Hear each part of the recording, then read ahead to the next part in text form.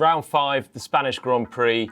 Another 1-2 for Mercedes, 5 out of 5. It's pretty unbelievable stuff at the moment. They're operating at the highest level. And throughout the whole weekend, there was only one moment where it looked like it might get away from them, and that was the start. So let's have a look at that one. So Valtteri Bottas on pole, and Lewis Hamilton immediately gets along the inside of him.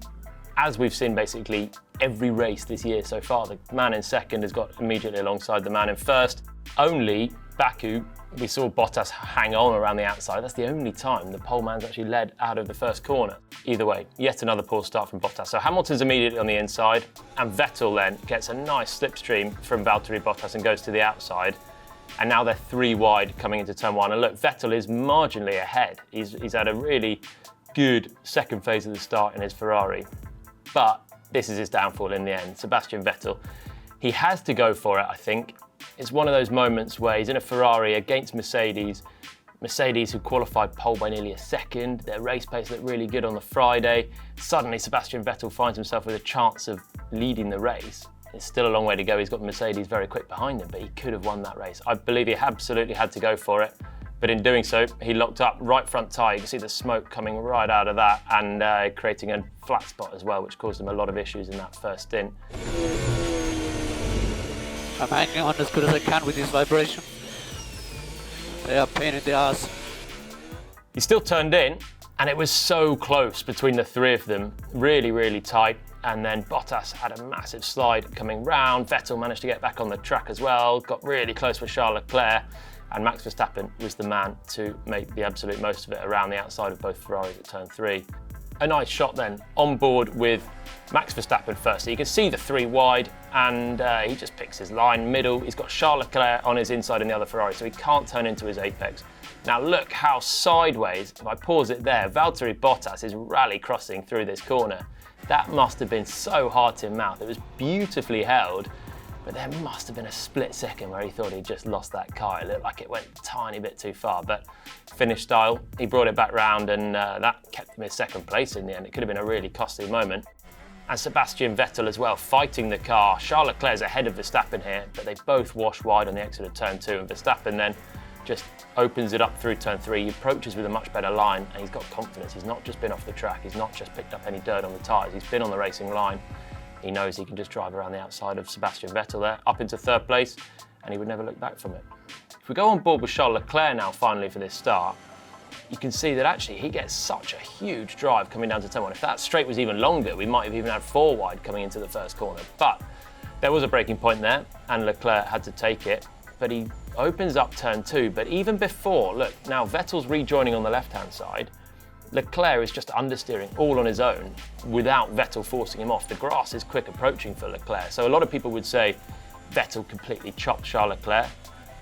He does put a massive squeeze in the end on Leclerc, but actually, when you go offline in turn 2, especially at the start of the race, you're very likely to understeer there. And Leclerc had an armful of lock and was looking at the grass himself anyway, without his teammate coming across. And Vettel was within his right as well, just to hold his own position, which was 3rd at that exact moment. One man that was in the thick of it in Barcelona was Lando Norris, and he's had a really good start to his McLaren season, really. He started again in the top 10. He out-qualified Carlos Sainz at Sainz's home track, which was a very impressive effort. Started in the top 10 because Daniel Ricciardo had his penalty carryover from Baku, and things were looking good as he woke up on Sunday morning. But let's have a look then of Lando Norris in the race. The lights went out and he actually got a good start as well. He comes alongside the Toro Rosso of Daniel Kvyat. Now Magnussen on his right-hand side, and Norris just holds it on the inside, but Magnussen moves across with Daniel Kvyat on his right, and there's contact there. Left rear of Magnussen, right front of Norris. Doesn't actually do a lot to Lando's race. He got away with that one, but then he tries to hang it on around the outside of Kevin Magnussen through turn 3 and has a big moment all on his own afterwards, and he's just fighting the car again, really nicely held. The car ahead now for Norris is Antonio Giovinazzi. The car ahead of Giovinazzi is Lance Stroll. Now, let's fast forward 46 laps because Norris is still stuck behind Lance Stroll. The problem he's got is that Stroll's got a lot of straight line speed in the Racing Point car. Then 20 laps on this stint alone, and finally, we get a run at Lance Stroll in his pink Racing Point car. So Norris knows this is his moment. Stroll knows it as well. Now Norris, the only thing he can do is to go for the outside line, and he's actually got a reasonable portion of his car on the outside of Lance Stroll through turn 1, and as they head into turn 2, his right front tyre is right next to the cockpit side of Stroll, so that is a reasonable amount. It's not just sticking a nose in, it's a good half a car plus that Norris has got. So Stroll defended turn 1 on the inside, he knew Norris was there, and he just turned over turn 2 like he wasn't there suddenly. And he must have been aware. If you're defending turn 1, you want to be aware of a potential of a driver going around your outside. It's the only way to look. He's not on the inside then, he's going to be on the outside. It's a strange one from Stroll. He just turns into the apex as if Norris will vanish or isn't there at all in the first place, and inevitably they have a crash. Norris tries to back out of it on the inside, but nothing he can do. So for me, Lance Stroll is definitely more to blame in this one. He could have just stayed around Lando Norris, could have given him a bit of space, and he would have had the inside for turn 3 anyway, and I'm sure he would have stayed in front. Either way, the stewards deemed it a racing incident, which is kind of fair enough as well, really. Both out of the race, they weren't going to score points anyway, so it was no big drama, but it did shake up the rest of the order. So on the restart, we see exactly the problem of cold tyres, and it's for Charles Leclerc in the Ferrari. He's on the medium tyre, so it's harder to warm up than those on the soft. Look how sideways Charles Leclerc gets coming into the final corner. That should be flat out, but he's just fighting the car because his rear tyres are not up to temperature. That gives Gasly a huge chance to overtake. Gasly on the soft tyre, he's had one of the loneliest races of his life probably. He's not done a lot in the Grand Prix, but finally he's got a chance to take 5th on the softer, grippier set of tyres.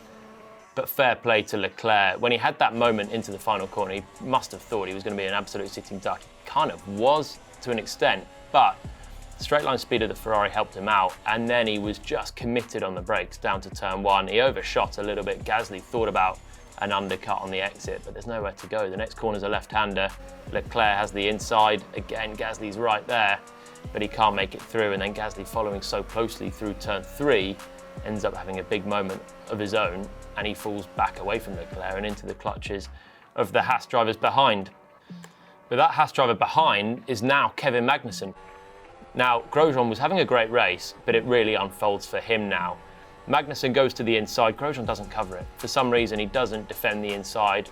Maybe he's caught up looking at the 2 ahead, but either way, Magnussen's up the inside, and from then on, it's always going to be difficult for Grosjean to cling on. He turns in, don't know where he's going to end up. He hit Magnussen slightly and ended up skipping across the runoff area there. A little bit sloppy that from Grosjean as well, because when you've got a car on your inside, on the way into a corner, you can't gain anything from turning in the first place. It's you're only going to have contact with them. You have to wait for them to turn and then turn in yourself. That's what Daniel Kvyat did in Baku with Daniel Ricciardo. In the end, he couldn't turn at all, but you just can't turn left, assuming the other car will turn as well. So that's his place to Magnussen gone. And then Magnussen then has a really good look at passing Pierre Gasly in the Red Bull. Now, this would have been a really real achievement if Haas could have beaten Red Bull here. It was not looking likely at all, but again, the safety car gave them just a hint of a chance. And Magnussen is such an aggressive racer. He's shown it time and time again. He's probably not the person that Pierre Gasly wanted to be defending against in the closing stages, but fair play to Gasly. He's in the quicker car, but he still had to hold on against the Dane, and he did nicely then in the end into turn 5. So Gasly's safe in 6th, and here he comes then, the next lap. So Grosjean then tries to go around the outside of Magnussen, and it doesn't work. He goes again through the runoff, and now Magnussen escapes, and that's now a solid 7th place for Magnussen. He doesn't look back again. Grosjean's race got worse before the end as well. Daniel Kvyat came through, and Daniel Kvyat for me was the star of the Grand Prix actually. We've spoken for the last few races about him getting into all sorts of troubles, but this Grand Prix he did a really good job. He qualified in the top 10 in the Toro Rosso, and he made some really nice moves. He went around the outside of Kimi Raikkonen at turn 4, looked a really nice move. They're on the same amount of tyre life, but either way, it was instinctive and really good stuff from Kvyat there. He passed Kevin Magnussen. Remember, he was the one that was leading the chase for Grosjean before the safety car, but he had a slow pit stop, and that's what allowed Magnussen back through. But then he put a move as well on Romain Grosjean at the end of the race and finished 9th, so some good points for Daniel Kvyat in there.